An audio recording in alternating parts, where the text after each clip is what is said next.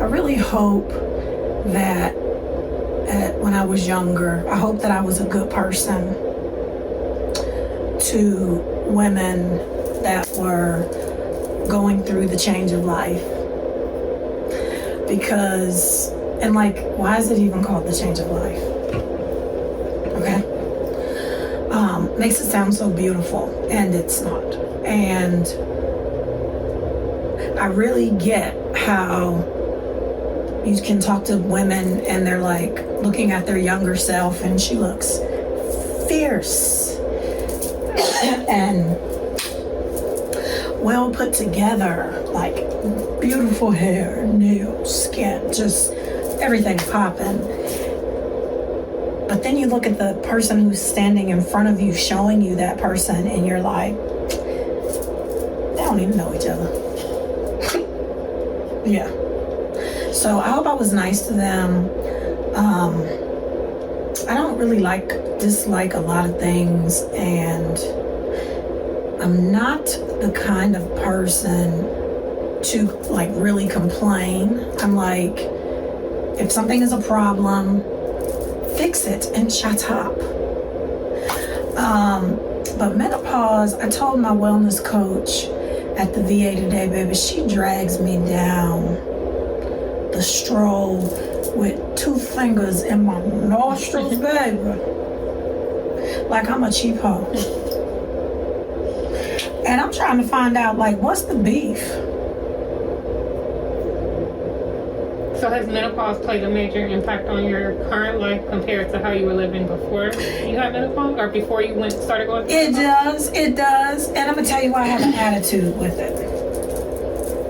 I have an attitude with it because I feel like in the grand scheme of life, right? So let's just say my family lineage. Both of my grandmothers lived to be significantly wise. That's how we're gonna say that. So my maternal grandma died at maybe 103, 104. My paternal grandma, she died after my grandma. So I don't really know what age she was, but she was older. And so it's like, okay, if I live that long, how many years have I been negatively impacted by my female reproductive system? So that joint started when I was 11, right? 10, 11. And it's been a possessed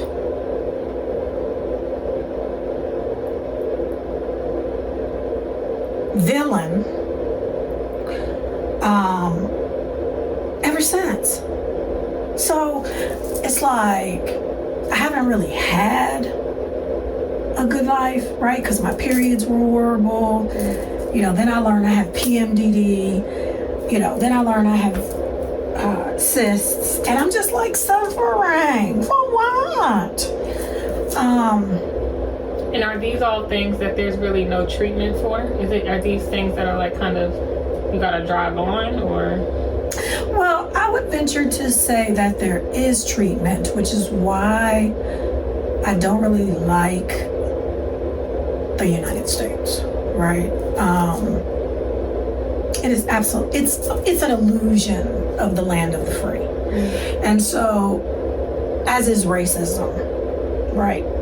It's not really about, which is stupid in and of itself, because there's only one race, the human race. And so to have people fill out forms and be like, what's your race? Okay, everybody sounds stupid. So it's a battle of resources. Who has them versus who doesn't. And since I'm not generationally wealthy, and oh, by the way, I have melanin, I don't really have access to those resources. And it's not a every woman, everywhere thing. Because there's such a thing called the blue zones, which I've lived in, you might have lived in. And I turned 50 when I was living in a blue zone. And girl, I felt good. So So what exactly is a blue zone? A blue zone is a space where there is a large number of something like centurions or something, and that's people who are 100 plus, and they out here living. They're not bent over, they're not, no teeth. They're living, and that's what blue zones are, my definition. So when you were in a blue zone, you felt like your the issues you were having with your reproductive system, where your needs were being met there. Well, they were non-existent to a degree.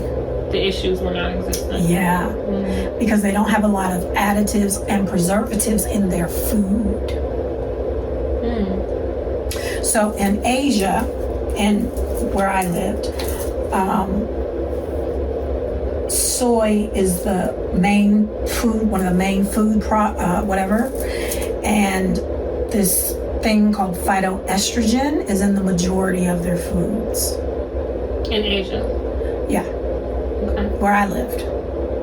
So when you were in Asia, did you have to go to what we have here, which is considered like organic grocery stores, to get the food that helps you? No, it just existed. It existed in restaurants, McDonald's, only place I ate at McDonald's.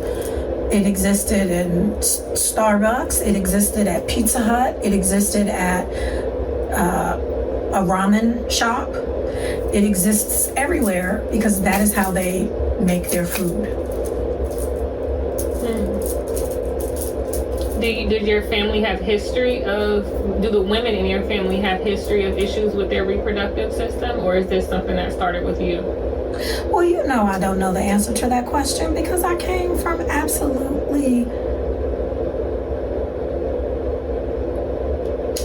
the devil's spawn. Like, what the fuck? Like, I don't know nothing about my mama. I mean, I can tell you that my mama got a personality disorder. Now I can tell you that. I can tell you that's genetic.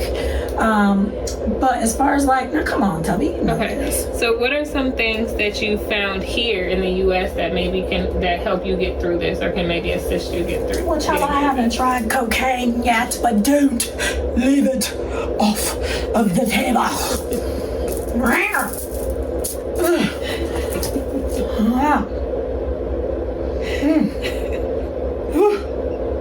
Where's the smoke? I'll tell you what has helped. A healthy dose of Seroquel. Because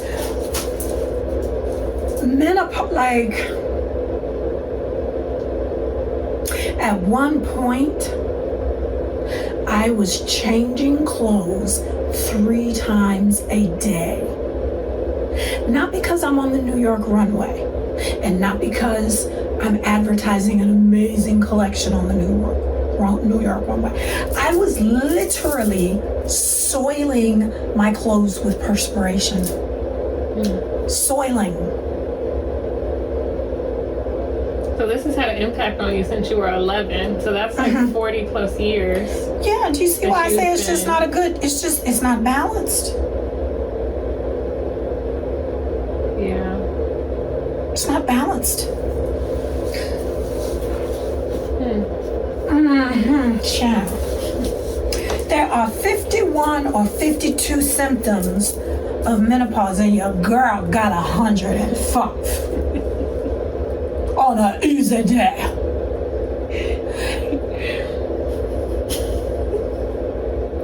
But this is what I will say menopause has done for me. This is me talking, not you as a university student. This is me as a full grown-ass woman. And I'm going to be honest about menopause. The one gift of menopause is that I literally don't give a fuck.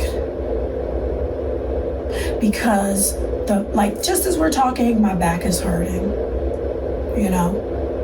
As we're talking, I feel nauseous. And I'm not talking about I don't feel good. I'm talking about I could go bleh, and it's just like, wait, what?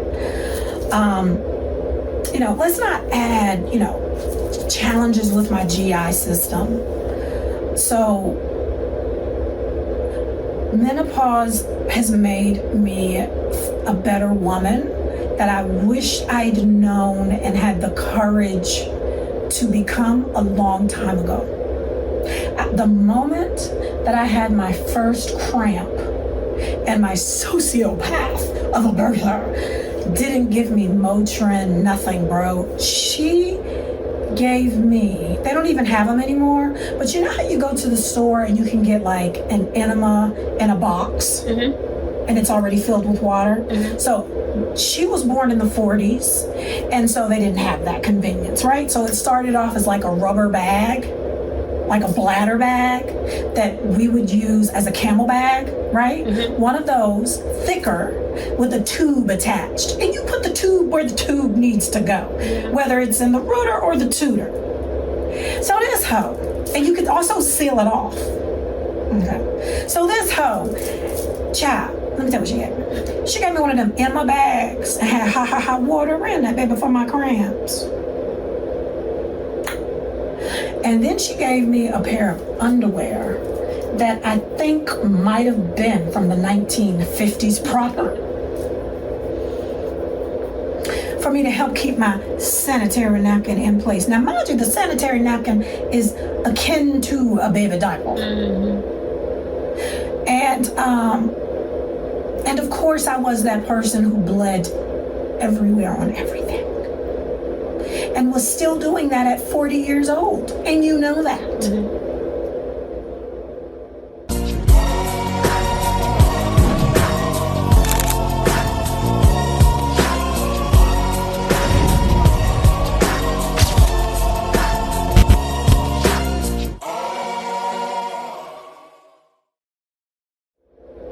So can you go into detail on how you say menopause made you a better woman? Oh, okay. It made me a better woman because it has forced me to choose me first.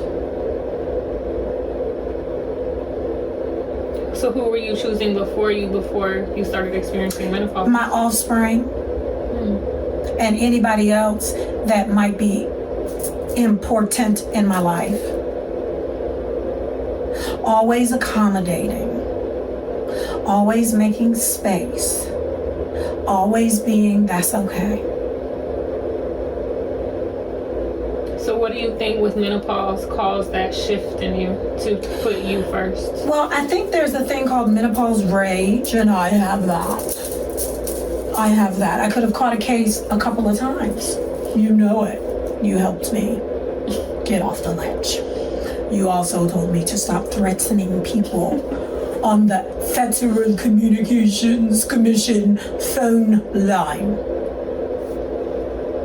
However, I take Seroquel, and it's been a game changer in that I actually sleep, whether I want to or not.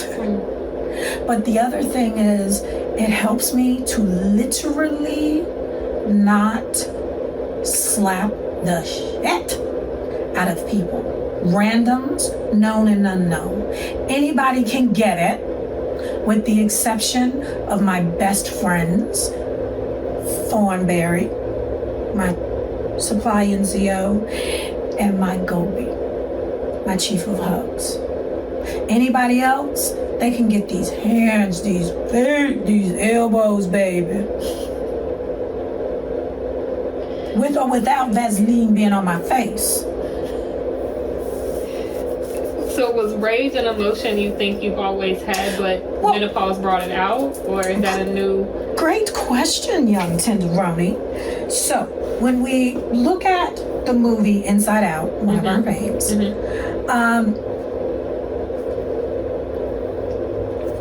well, it's been a game changer for psychotherapy because it actually does talk about how emotions work in this thing called the body, right?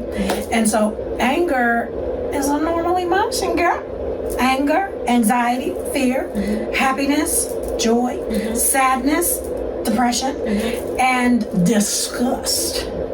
Those are healthy emotions. However, when you come from the devil's spawn, as I did, her wound. The wound, exactly, baby. I think that thing probably rotted out when she finished with us. Child just fell out, probably while she was walking, like a pit. Okay?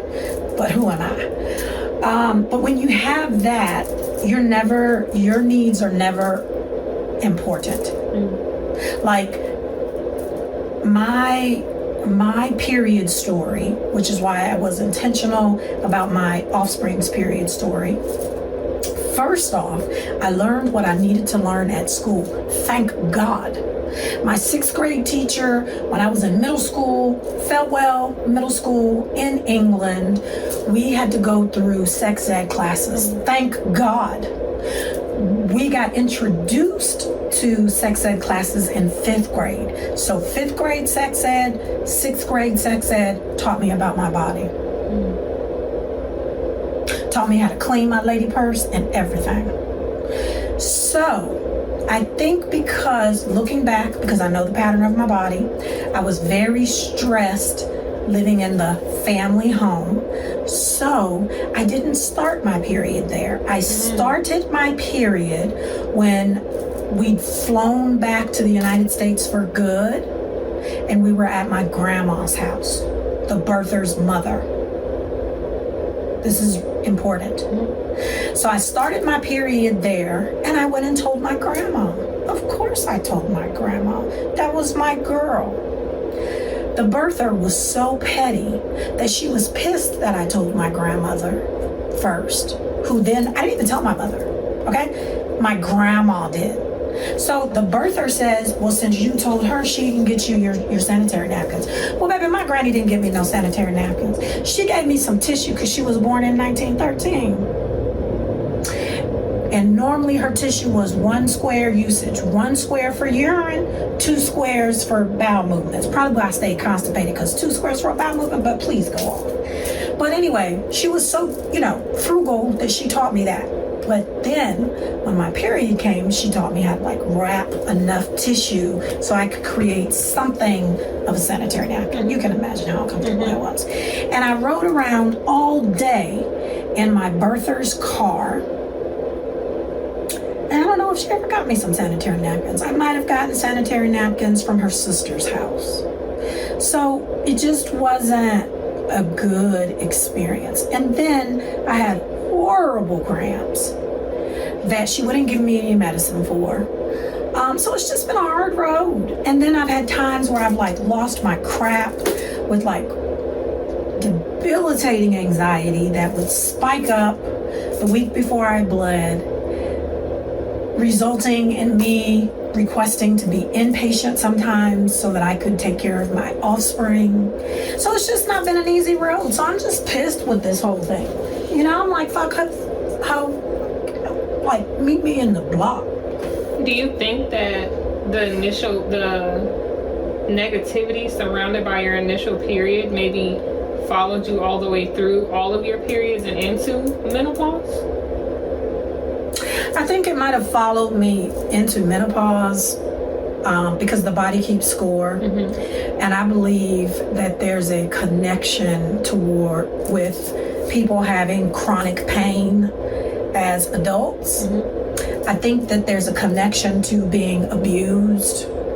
I think there's a connection to experiencing medical neglect, which looks like you don't feel well, but while you're in the hospital, they don't give you anything to quiet your pain. And so I think all of that attacks the nervous system, and then the nervous system is low-key frayed as you get of age. Does that make sense? So I think that actually did trail in. However, where I've grown is that while I really hate how menopause makes me feel, I don't have any shame around it because I don't have the energy. So on average, about how long does menopause last? Does it vary? Honey, I don't even know, because I ain't got finished through reading the symptom part yet. So when I get the symptom part under control, maybe then I can I'll have the energy to do some research around how long this shit gonna last. But other people in healthy countries where healthcare is universal, they don't have these kinds of problems. You mean problems related to their menopause or just? Well, so yeah, to aging and hormones. But we live in a space that is deeply flawed, and it's fueled by toxic masculinity, which really means I'm deeply insecure about who I am as a man, but go off. And so we live in a country where it's like you see these commercials for erectile dysfunction, and you can get this pill and that pill and this pill and that pill and that pill, and then there's no conversation about the woman, right? Hence, this man getting a testosterone boost is screwing, younger women, because older women, one of the things that comes with menopause is vaginal dryness. Now, blessed be the rock that I haven't had that, but people do. Like their labia and their vulva get paper thin, bro, like thinner than this. And so something as simple as wiping themselves could cause a tear. And then we have a medical system that can be manipulated. That's what I'm going to say. And so they have out reports that say hormone replacement causes cancer. Even though they've done rigorous studies, the year that it was indicated that hormone replacement causes cancer, they did another study that showed that ain't true. But funding was used to silence that study. And so women are like withering. So do you think maybe if society put as much effort as they put into, let's just say, the overturning of Roe versus Wade, if they put as much effort as that they put into that being overturned and to doing like actual research and studies to see what could help women, I guess more so age gracefully versus how they are right now, do you think that would be something that's successful? It would be something that's successful. The studies are being done, I believe, right? Because you always have somebody who's curious. But again, the country is deeply flawed. And so the belief can be that men are the future, but men can't carry babies. Or reproduce by themselves. So I think it's a matter of, like, we live in a country where people constantly cheat to win. And so they're not ignorant. They know what it is. Take some of that rah-rah out of your girl when she goes beyond that Roe versus Wade age to that age where her spine is literally curving because she's not getting enough hormones. We'd rather have that girl. She's more tame. It's easier to deal with. Yeah.